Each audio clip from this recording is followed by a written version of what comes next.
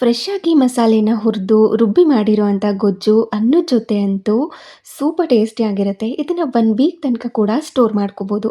ಮೊದಲಿಗೆ ಇದನ್ನ ಮಾಡ್ಕೊಳ್ಳೋದಕ್ಕೆ ಒಂದು ಬಾಣಲಿಗೆ 1/4 ಸ್ಪೂನಷ್ಟು ಮೆಂತ್ಯ, ಸ್ವಲ್ಪ ಅರಿಶಿಣದ ಕೊಂಬನ್ನ ಹಾಕಿ ಹುರಿದು, ಅರ್ಧ ಸ್ಪೂನಷ್ಟು ಕಾಳುಮೆಣಸು, 1 ಸ್ಪೂನಷ್ಟು ಜೀರಿಗೆ, 2 ಸ್ಪೂನಷ್ಟು ಧನಿಯಾನ ಹಾಕಿ ಮತ್ತೆ ಇದನ್ನ ಹುರಿತಾ ಇದ್ದೀನಿ.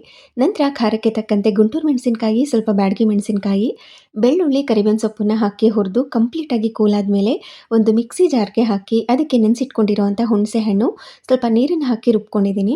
ನಂತರ ಒಂದು ಬಾಣಲೆಗೆ ಸ್ವಲ್ಪ ಎಣ್ಣೆ ಕಾದಾದ ನಂತರ ಸಾಸಿವೆ, ಕ್ರಷ್ ಮಾಡಿ ಇಟ್ಕೊಂಡಿರುವಂಥ ಬೆಳ್ಳುಳ್ಳಿ, ಕರಿಬೇವಿನ ಸೊಪ್ಪು, ಒಣಗಿರುವಂಥ ಮೆಣಸಿನಕಾಯಿನ ಹಾಕಿ ಒಗ್ಗರಣೆ ಕೊಟ್ಕೊಂಡು, ರುಬ್ಬಿ ಇಟ್ಕೊಂಡಿರುವಂಥದ್ದನ್ನ ಇದ್ರೊಳಗಡೆ ಸೇರಿಸ್ಕೊಂಡು ಚೆನ್ನಾಗಿ ಮಿಕ್ಸ್ ಮಾಡಿಕೊಂಡು, ರುಚಿಗೆ ತಕ್ಕಷ್ಟು ಉಪ್ಪನ್ನ ಹಾಕಿ ಸ್ವಲ್ಪ ಬೆಲ್ಲನ ಸೇರಿಸಿ ಮಿಕ್ಸ್ ಮಾಡ್ಕೊಳ್ತಾ ಇದ್ದೀನಿ. ಬೆಲ್ಲ ಕಂಪ್ಲೀಟ್ಲಿ ಆಪ್ಷನಲ್, ಬೇಕಿದ್ರೆ ಹಾಕ್ಕೋಬೋದು, ಇಲ್ಲಾಂದ್ರೆ ಸ್ಕಿಪ್ ಮಾಡ್ಕೋಬೋದು.